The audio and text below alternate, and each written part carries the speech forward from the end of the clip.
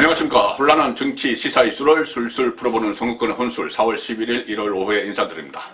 4.7 재보궐선거 이후에 각광을 받고 있는 인물, 각광이라고 표현을 해도 괜찮을 것 같습니다. 상당히 여론조사 지지율도 올라가고 하는 인물의 한 사람이 있죠. 안철수 국민의당 대표입니다. 안철수 국민의당 대표가 오세훈 국민의힘 당선자와 지금 시장이죠. 오세훈 시장과 함께 단일화 협상을 벌이면서 또 여론조사를 했고 그 과정에서 오세훈에게 졌습니다. 졌지만 이 야권 승리를 위해서 모든 노력을 다하겠다 이렇게 선언을 하고 실제로 서울, 부산 시장 선거까지 지원 요새도 다니고 했죠. 야권 승리 위해 돕겠다 그렇게 했고 또 승리 후에는 당내 최고위원회의에서 국민의당 최고위원회의에서는 이번 선거는 야권의 승리이기보다 여권의 패배다 이렇게 이야기를 했습니다. 문재인 정권 실정, 폭주의 반사이익으로 당선됐다는 이야기죠. 오세훈이나 박형준이나 그것은 국민의힘 안에서도 나오는 이야기입니다. 국민의힘이 잘해서가 아니고 문재인 정권이 너무 못해서 이긴 것이다. 그런 이야기가 나오는 상황이고 그 연장선상에서 이야기했죠. 그런데 안철수 대표가 선거에서 이긴 날 자정쯤에 오세훈을 찾아가서 거기서는 이번에 우리 야권의 승리를 축하한다 이렇게 이야기했습니다. 야권의 승리라고 했습니다. 선거에서 이긴 오세훈에게 덕담을 하면서 우리가 당신이 범야권 후보니 나와 협상해서 단일화 여론조사에서 이겨서 당선됐으니 야권 후보 맞죠? 야권의 승리다 이렇게 덕담을 건넨 겁니다. 당내 회의에서는 이것은 야권의 승리가 아니고 여권의 패배다고 이야기했지만 승리한 사람한테 가서는 야권의 승리다 이렇게 덕담을 했죠. 당연한 이야기입니다. 단일 후보니 야권 후보의 승리는 야권의 승리죠. 그런데 여기에 김종인 안철수와 대립각을 계속 세우고 있는 김종인 전 국민의힘 비대위원장이 갑자기 폭발을 했습니다. 이 이야기를 놓고 한마디로 하면 이겁니다. 아니 이게 국민의힘 승리지 왜 야권 승리냐 몽리를 부린 것이죠. 본인이 비대위원장을 했던 본인이 사실상 이끌었다고 본인이 다 만들었다고 그렇게 생각을 하는 것이죠. 그렇게 계속 강조를 하고 있는데 아니 국민의힘이 승리지 그러니까 나의 승리지 김종인 나의 승리지 왜 이것이 야권 안철수 너의 승리냐 이 이야기를 하는 겁니다. 연합뉴스 인터뷰에서 한 말인데 재보선 당일인 7일 자정에 안철수가 오세훈과 같이 당사에 와서 야권의 승리라고 했다. 어떻게 금방지게 그런 말을 하느냐 이렇게 이야기합니다. 김종인은 안철수보다 한 20살이 많죠. 그리고 10년 전에는 안철수의 멘토였습니다. 그러니 막 말을 많이 하는데 그 전에는 정신이 나간 사람 같다는 이야기까지 했죠. 어떻게 금방지게 그런 말을 하나 야당 대표에게 그렇게 이야기합니다. 그리고 자기가 그러면 이번 승리를 가져왔다는 건가? 유권자들은 국민의힘 오세훈을 찍었다. 안철수는 국민의힘 승리를 축하해야 했다.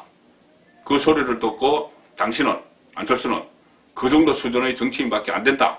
이런 확신을 했다. 상당히 어떤 감정이 막 섞인 그런 말이죠. 자기가 이번 승리를 가져왔다는 건가? 내가 했는데 이 이야기입니다.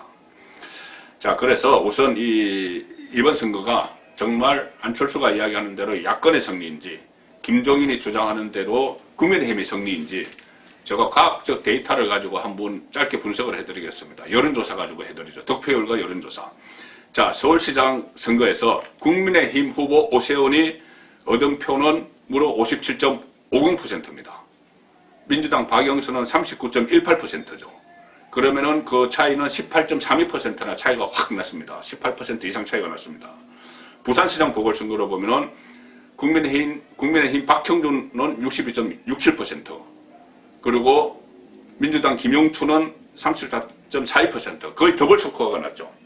자, 그러면 정당 지지도를 한번 보면 되죠. 정당 지지도를 과연 이 박형준이 또는 오세훈이 국민의힘 후보여서 찍었느냐 범야권 후보여서 찍었느냐 아니면은 범야권 후보여서 찍었다는 것 곧 정권 심판 때문에 찍었느냐와 같이 됩니다. 여야로 딱 나뉘면은 범야권은 반문이죠. 반문재인이죠.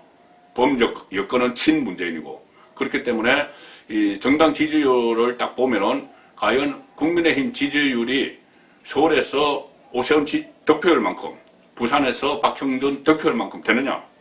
천만의 말씀입니다. 그렇게 만약에 비슷하면은 국민의힘의 승리죠. 자, 우선 4월 첫 주 여러 가지 조사 기관에 따라 좀 정당 지지율은 들쭉날쭉한데 국민의힘이 민주당보다 조금 앞선다는 그런 여론조사 결과도 나옵니다. 그래도 여러 가지 여론조사 기관 중에서 가장 좀 공신력을 인정받는 것은 아무래도 한국갤럽입니다. 한국갤럽이 직접 전화로 면담 조사를 하기 때문에 응답률도 높고 그 공정성을, 공신력을 인정을 받고 있는 한국갤럽을 중심으로 제가 말씀을 일단 드리겠습니다. 4월 첫 주 한국갤럽 조사를 보면은 이 선거 기간에 공표가 금지됐기 때문에 이 결과가 4월 8일에 발표가 됐는데 4월 7일 이후에 4월 8일에 발표가 됐는데 4월 첫 주 조사를 한 겁니다. 자, 거기 보면은 정당 지지율 조사를 보면은 일단 전국적으로는 민주당이 31%입니다. 오히려 높습니다. 국민의힘은 28%입니다. 국민의힘보다 민주당 지지율이 더 높습니다. 선거 결과는 완전히 거꾸로 나왔죠. 국민의힘 후보가 압승을 했는데 정당 지지율은 민주당이 더 높습니다. 그리고 세 번째, 민주당이 31%, 국민의힘이 28%인데 세 번째로 응답한 쪽이 무당청입니다. 지지정당 없음이죠. 여기가 무려 27%나 됩니다. 그리고 국민의당, 안철수 대표가 이끄는 국민의당은 6%입니다. 자, 이것은 이제 전국적인 현상이고 선거가 실제로 치러진 서울과 부산 지역을 따로 보겠습니다. 서울 지역을 보면은 민주당이 34%입니다. 국민의힘이 30%. 오히려 여기서도 서울에서도 민주당 지지율이 앞서고 있죠. 오차 범위 내지만 앞서고 있습니다. 그리고 무당청이 21%, 국민의당이 8%입니다. 자, 그러면은 이 국민의힘 지지율은 30%인데 서울에서 국민의힘 오세훈 후보가 얻은 득표율은 57.50%입니다. 그러면은 무려 정당 지지율보다 국민의힘 후보가 받은 지지율이 27.50%가 더 많은 것이죠. 그러면 이것이 어디서 왔겠습니까? 국민의힘 지지자는 딱 30% 정해졌는데 57%를 받았다면은 나머지 다른 곳에서 왔겠죠. 민주당에서 오지는 않았겠죠. 그러면 말씀드린 대로 무당청 유권자, 이 서울에서도 무당청 유권자가 거의 27%로 전국과 비슷한데 27%가 더 많았는데 오세훈이 국민의힘 정당 지지율보다 딱 그 숫자가 유권자 27%와 거의 같은 수준입니다. 그렇다고 27% 무당청 27%가 다 오세훈에게 간 것은 아니겠고 안철수가 이끄는 국민의당 지지자도 서울에서 8% 정도 되니 그 8%와 나머지 한 20% 정도의 무당청 지지자가 옮겨갔다. 오세훈을 지지를 했다. 그렇게 보면은 결국 반문재인 정서, 정권 심판론이 작용을 했고 그것이 표로 표출되는 데는 국민의힘 지지자뿐이 아니고 국민의당 지지자 또 무당청, 부동청이 한꺼번에 몰려가서 이 큰 표차를 낸 것이죠. 그러니 국민의힘 승리가 아닌 야권의 승리가 맞습니다. 부산도 마찬가지죠. 갤럽 기준으로 부산, 울산, 경남을 함께 묶어서 조사를 합니다. 거기 보면은 민주당 지지율은 27%, 여기서는 부울경에서는 국민의힘이 한 10% 앞섭니다. 국민의힘이 37%, 무당청이 24%, 국민의당이 4%인데 자, 부산권에서는 국민의힘이 민주당보다 서울과 달리 10%포인트가량 민주당이 앞서죠. 그런데 국민의힘 후보인 박형준은 민주당 후보인 김영춘보다 더블 스코어를 이겨버렸습니다. 10% 차이인데 10%도 훨씬 많은 거의 30% 가까운 28.몇% 차이로 이겨버린 것이죠. 부산권 국민의힘 지지율은 37%인데 박형준의 득표율은 62.67%. 25% 이상은 어디서 왔을까요? 서울과 비슷합니다. 여기도 역시 무당청이 24%인데 이 무당청과 국민의당 지지자들이 몰려가서 박형준을 찍은 것이죠.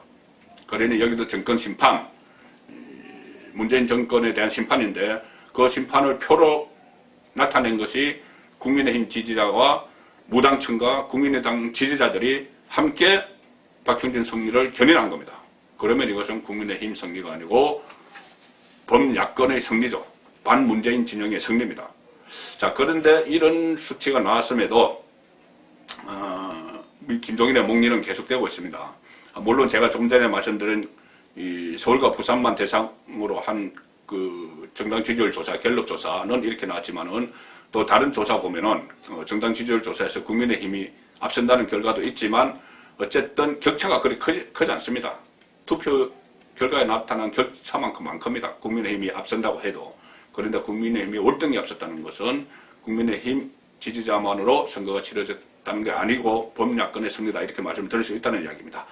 자, 그럼에도 김종인의 목리는 계속되고 있고 당장 오늘 연합뉴스 회견에서 후보 단일화 때 오세훈과 그 두 사람 안철수가 합의를 했던 합당, 양당, 국민의힘, 국민의당 합당까지 지금 시비를 걸고 있습니다. 이렇게 이야기합니다. 국민의당이 무슨 실체가 있나? 비례대표 세 사람뿐이다. 그런데 왜 야권 후보 단일화를 했죠? 물론 본인은 뭐 3자 대결에도 이긴다 뭐 그런 식으로 이야기를 했지만은 그리고 또 이런 이야기도 합니다. 김종인이 안철수는 지금 국민의힘과 합당해서 대선 후보가 되겠다는 욕심이 딱 보이는 것 아니냐? 서울시장에 출마하면서 대선을 포기한다고 했지 않느냐? 그런 사람이 대통령 되면 나라가 또 엉망이 된다. 벌써부터 뭐 안철수 대통령 되면 나라 큰일 난다 이런 얘기까지 하고 있습니다. 그리고 야권 통합론 약속을 했죠. 두 정당이 약속을 한 야권 통합론에 대해서도 지금 야권이라는 것은 없다. 국민의힘은 바깥을 기웃거리지 말고 내부를 단속해 자생력을 갖는 정당이 돼야 한다. 이 자강론을 이야기하는데 1년 전 4.15 총선에서 국민의힘 계열 그 제1야당 보수야당이 참패를 했을 때 그때 야당에서 김종인 그때 총괄선대위원장인데 참패를 했죠.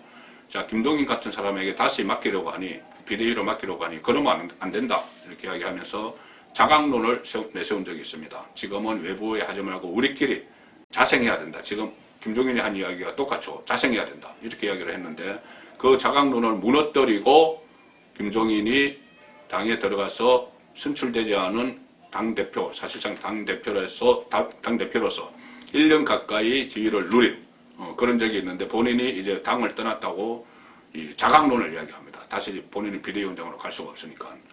자, 어쨌든 이렇게 앞뒤가 안 맞는 말들이 김종인 위원장에게 상당히 많은데 김종인은 왜 본질적인 문제입니다. 왜 안철수의 존재를 무시를 하면서 계속 목리를 부리고 안철수를 깎아내릴까? 안철수 존재를 막 무시할까? 윤석열의 존재 때문입니다. 차기 대권주자 윤석열의 존재.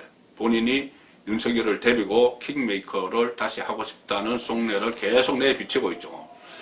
자, 그리고 또 윤석열이 국민의힘에 들어가더라도 김종인 본인이 데리고 들어가서 뭔가 만들어 보려는 그런 생각인데 안철수가 거기에 개입하면은 본인이 그런 역할이 없어지죠.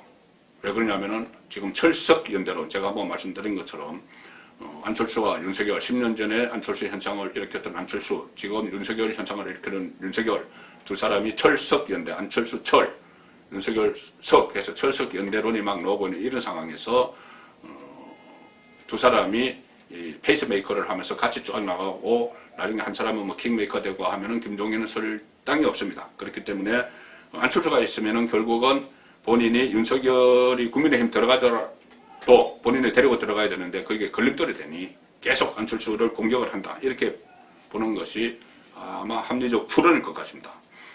10년 전에 안철수의 멘토를 김종인이 할 때 그때 그 안철수가 자기 말을 안 듣는다고 지금 덩을 돌린 후에 지금까지 공격을 하고 있죠. 그때 당시 멘토 김종인이 멘티 안철수에게 정치를 시작을 하려면은 국회에 먼저 들어가야 된다. 그래서 경험을 쌓아야 된다. 이렇게 했는데 그때 안철수가 아니 국회의원들은 뭐 다 놀고 먹는 사람들인데 내가 거기 가서 뭘 합니까? 이러면서 그 말을 안 들었죠. 그 이후에 두 사람이 틀어졌습니다.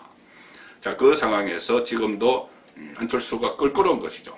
그래서 지금 계속 그 안철수를 깎아내리고 뭐 상당히 심한 말을 오늘 했습니다. 뭐 그런 이야기까지 했는데 일단 본인이 이 윤석열의 킹메이커를 하려면 안철수가 걸림돌이 되는 것도 있지만 왜 윤석열의 또 킹메이커를 하려고 하느냐 지금 와서 그런 이야기도 다시 나오기 시작했습니다. 김종인의 욕심이 있는 것 아니냐, 정치 욕심이 여전히 있는 것 아니냐. 물론 본인이 대권 출마한다는 건 뭐 여러 가지 구도상 어렵죠. 그 대신 최근 들어서 새로 나오고 있는 말이 내각제 개헌론입니다. 김종인이 추진하는 내각제 개헌론. 자, 윤석열을 예를 들어서 대통령을 만들어 놓고 윤석열 정권 초기에 내각제 개헌을 추진을 한다는 겁니다. 본인이 영향력을 행사해서 내각제 개헌을 추진을 하면 어떻게 되냐면, 물론 김종인은 과거에도 분권형 내각제를 계속 강조를 해온 사람입니다. 내각제 국가 독일에서 공부를 한 그 영향도 있겠죠. 자, 내각제를 하려면 이렇게 해야 됩니다. 국회의원 중에서 총리가 나오고 하기 때문에 국회의원 임기와 그 대통령의 임기가 맞춰져 버려야 되죠. 그래야지 지금 대통령제가 없어지면서 내각제가 시작이 되기 때문에. 그런데 지금 내년에 선출되는 대통령의 임기는 2027년까지입니다. 그런데 2024년에 총선이 있죠.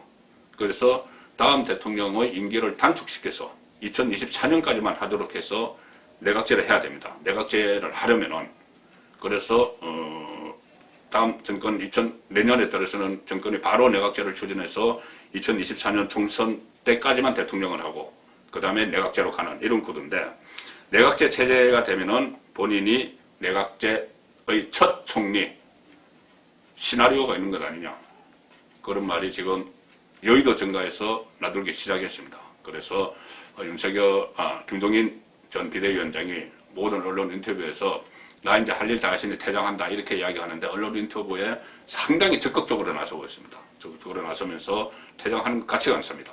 그리고 말씀드린 대로 이 국민의힘의 여전히 본인이 주도권을 가지고 있는 것처럼 이야기를 하고, 윤석열을 본인이 마음대로 컨트롤할 수 있는 것처럼, 자, 그렇게 이야기하는 그 상황인데, 비대위원장 마지막으로 떠난다고 했지만 지금은 그럴 마음이 없고, 오히려 제가 말씀드린 대로 자기 내각제 개헌, 그리고 초대 총리 구상, 이런 것이 있다면 지금 김종인이 목리를 부리면서 계속 안철수에게 목리를 부리고 윤석열을 끌고 가려는 그 원모 심려, 이해가 되기도 합니다. 송근의 혼술이었습니다.